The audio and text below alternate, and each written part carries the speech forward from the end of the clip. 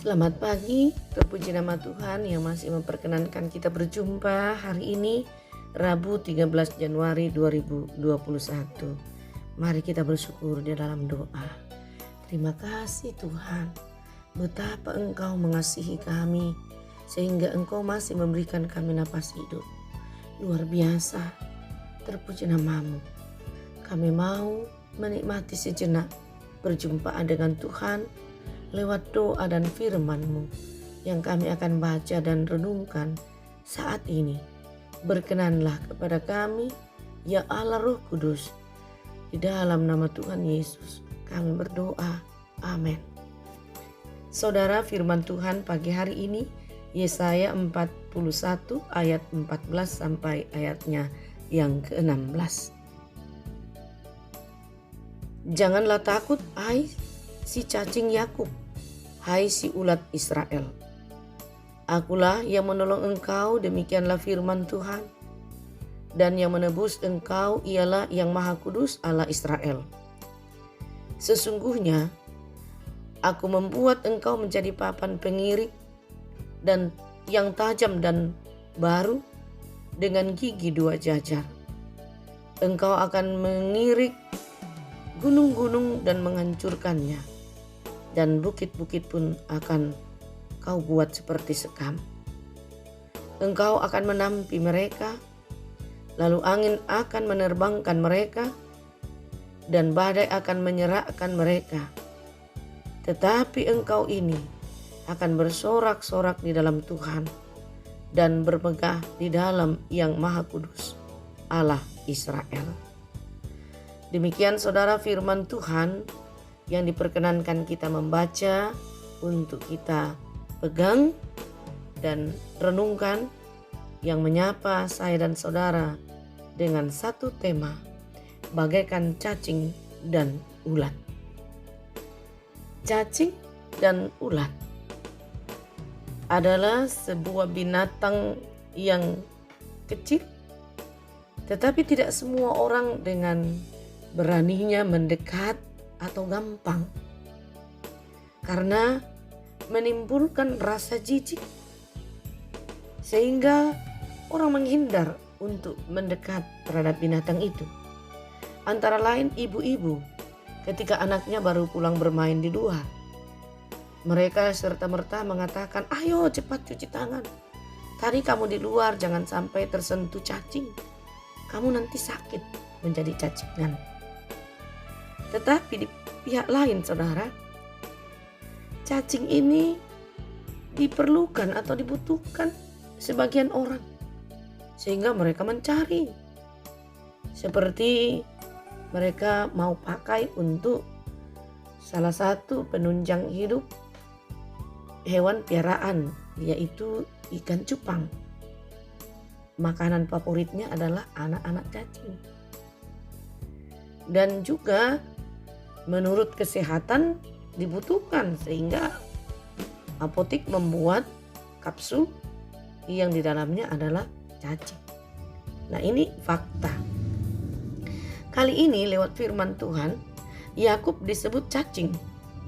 Artinya pribadi yang lemah, rapuh, dan sikap yang menjijikkan.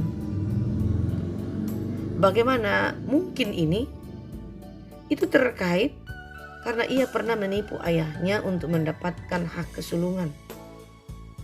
Walau demikian, Yakub tetap menjadi pribadi yang dikasihi Allah.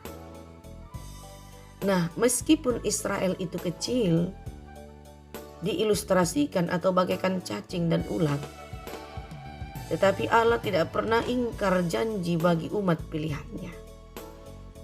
Israel dipanggil untuk tidak takut terhadap musuh. Dikatakan bahwa Allah akan menolong dan menebus mereka.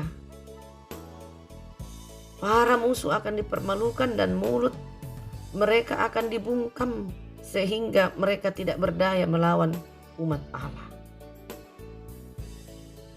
Dalam pembacaan kita dikatakan Yakub adalah si cacing, tetapi dikatakan jangan takut, hai si cacing Yakub, hai si ulat Israel. Satu sisi kesan ini melemahkan, tetapi sisi lain sangat-sangat dijamin. Dikatakan ayat 15, sesungguhnya aku membuat engkau menjadi papan pengirik yang tajam dan baru dengan gigi dua jajar. Dengan kekuatan itu engkau akan mengirik gunung-gunung dan menghancurkannya. Dan bukit-bukit pun akan kau buat seperti sekam. Luar biasa saudara. Gambaran kekuatan, kehebatan yang Tuhan jaminkan kepada Yakub dan juga umat Israel yang digambarkan sebagai cacing. Kita juga adalah umat pilihan Allah. Meski tidak dapat dipungkiri, beban kehidupan membuat kita menjadi pribadi yang lemah, rapuh, dan bisa saja menimbulkan dosa yang menjijikkan bagi Tuhan. Allah selalu ada menolong dan menebus kita untuk menghadapi masalah dan pergumulan apapun. Karena itu jangan pernah gentar, jangan pernah ciut, putus asa dan kecewa, lari meninggalkan Tuhan.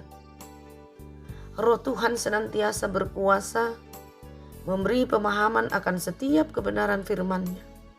Sehingga dari firman-Nya kita belajar tentang siapa Dia dan apa yang telah diperbuatnya bagi hidup dan kehidupan kita. Namun yang pasti saudara adalah bahwa Dia adalah Tuhan, sumber kekuatan dan kemenangan yang abadi di dalam Yesus Kristus yang telah menyelamatkan kita. Mengapa kita mesti gentar? Walaupun dunia mengatakan kita adalah cacing dan ulat yang menjijikkan dan kecil lemah, tetapi di dalam Tuhan akan menjadi luar biasa, dibutuhkan karena punya makna tersendiri. Terpujilah Tuhan. Amin. Mari kita bersyukur di dalam doa. Kami telah berhenti merenungkan makna firman-Mu Tuhan. Terima kasih untuk itu, terpuji nama-Mu. Kiranya kekuatan dan jaminan Tuhan tidak berhenti dalam kehidupan kami. Kehidupan dan rencana kami, karya, pekerjaan, hari ini kami serahkan ke dalam tangan kuasa Tuhan. Kami percaya semua akan jelas, semua akan terjamin. Sehingga tidak perlu kami gemetar dalam menghadapi realita yang ada, sekalipun itu mengancam seperti situasi sekarang ini yang menakutkan karena virus corona semakin menjadi-jadi. Tetapi kuasa Tuhan selalu nyata dalam perjalanan kehidupan setiap umat-Mu. Itulah yang membuat kami ada sampai hari ini dan tetap berseru kepadamu memuliakan Engkau. Ya Tuhan, kami berdoa untuk seluruh keluarga kami, di mana saja dalam segala kondisi. Tuhan, tuntunlah mereka, jaminlah dan berkatilah. Biarlah kehidupan mereka senantiasa ada dalam pantauan Tuhan dan tidak menyakiti dan mengecewakan Tuhan, tetapi sungguh-sungguh hormat dan taat kepada, maka kehidupan mereka terjamin. Kami berdoa ya Tuhan untuk seluruh orang tua kami dalam kondisi yang terbatas karena usia. Ada yang tidak bisa apa-apa. Tuhan yang lawat memberikan hati yang gembira, melanjutkan hidup berkat Tuhan. Orang-orang yang menemani dengan cinta kasih yang tulus menjadi berkat bagi mereka. Tidak ada yang sia-sia diperuntukkan bagi mereka. Kami berdoa ya Tuhan untuk saudara-saudara kami, umat-Mu yang mengerang dalam kesakitan karena penyakit ya Tuhan. Bahkan akhir-akhir ini gelombang kedua virus pandemi sangat menakutkan, menyerang begitu ganasnya bagi banyak orang tak terhitung, termasuk kehidupan hamba-hamba-Mu dan keluarganya. Sehingga banyak yang dirawat di rumah sakit, ada yang istirahat di rumah, isolasi mandiri. Oh Tuhan, tolong Engkau datang sebagai tabib yang maha kuasa, dokter yang tiada kelihatan untuk menyembuhkan mereka, memberkati segala usahanya. Jauhkan mereka dari hati yang putus asa. Tetapi Engkau mendengar cerita mereka, Engkau menjamah tubuhnya, memberkati semuanya, sehingga mereka benar-benar pulih, sehat, nama-Mu diagungkan.